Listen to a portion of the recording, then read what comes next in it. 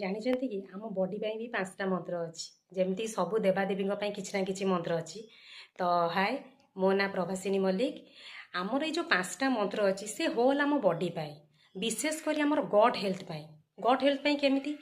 ଯେମିତିକି ଆମେ ଦିନଚର୍ଯ୍ୟାରେ ବହୁତ ସାରା କାର୍ଯ୍ୟ କାମ ଯିଏ ଯାହା ବ୍ୟସ୍ତତାର ସହିତ କରିଥାଉ, ଠିକ୍ ଟାଇମ୍ରେ ଆମେ ପାଣି ପିଇ ନଥାଉ, ଠିକ୍ ଟାଇମ୍ରେ ଆମେ ଖାଇ ନଥାଉ, ଠିକ୍ ଟାଇମ୍ରେ ଆମେ ଶୋଇ ବି ନଥାଉ, କି କିଛି ନା କିଛି ଆକ୍ଟିଭିଟି ବି ପ୍ରାୟ ଆମେ କରିନଥାଉ। ହଁ, କିଛି ଥକା ହେଇଗଲା ବସିଯିବା।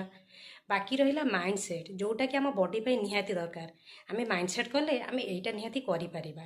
ତ ସେଥିପାଇଁ ଆମ ଗଟ୍ ହେଲ୍ଥ, ଯେଉଁଟାକି ଆମ ବଡି ପାଇଁ ଭେରି ଇମ୍ପୋର୍ଟାଣ୍ଟ ଅଛି, ଗଟ୍ ହେଲ୍ଥ, ସେଇଟାକୁ ଆମେ କିପରି ବାଲାନ୍ସ କରିବା। ଆମେ କିଛି ବେଶୀ ଖାଇବାନି କି କିଛି କମ୍ ଖାଇବାନି, ବଡି ହିସାବରେ ଯାହା ଦରକାର। ଯେମିତିକି ଆମର ପ୍ରୋଟିନ୍, ପ୍ରିବାୟୋଟିକ୍, ପ୍ରୋବାୟୋଟିକ୍, କାର୍ବସ୍, ଏମିତି ବହୁତ ସାରା କିଛି ନା କିଛି ହେଲ୍ଦି ୱେ ଅଛି ଯେଉଁଟାକି ଆମ ଗଟ୍ ହେଲ୍ଥକୁ ଠିକ୍ ରଖିପାରେ। ଫାର୍ଷ୍ଟ ତ ଆମକୁ ଭଲସେ ପାଣି ପିଇବାର ମେନ୍ ଅଛି, ଭଲସେ ଶୋଇବାର ବି ଆମକୁ ଅଛି, କିଛି ନା କିଛି ଆକ୍ଟିଭିଟି କରିବାର ଅଛି। ତ ଏଇ ସବୁକୁ ନେଇକି ଯଦି ଆମେ ଏଇ 5ଟା ମନ୍ତ୍ର, ଯେମିତିକି ମୁଁ କହିଲି, ଖାଇବା ପିଇବା ଶୋଇବା ଆକ୍ଟିଭିଟି କରିବା ମାଇଣ୍ଡ ସେଟ୍, ଇଏ ହେଉଛି ଆମର 5ଟା ମନ୍ତ୍ର ଆମ ବଡି ପାଇଁ। ଏଇଟାକୁ ଯଦି ଆମେ ସମ୍ପୂର୍ଣ୍ଣ ଠିକ୍ ରଖୁଛେ ତ ଆମେ ବି ସୁସ୍ଥ ରହିବା, ଆମ ଗଟ୍ ହେଲ୍ଥ ବି ସୁସ୍ଥ ରହିବ। ମୁଁ ଆଉ କିଛି କହିବାକୁ ଚାହିଁବି ନେକ୍ସଟ ଭିଡ଼ିଓରେ। ତ ଥ୍ୟାଙ୍କ ୟୁ।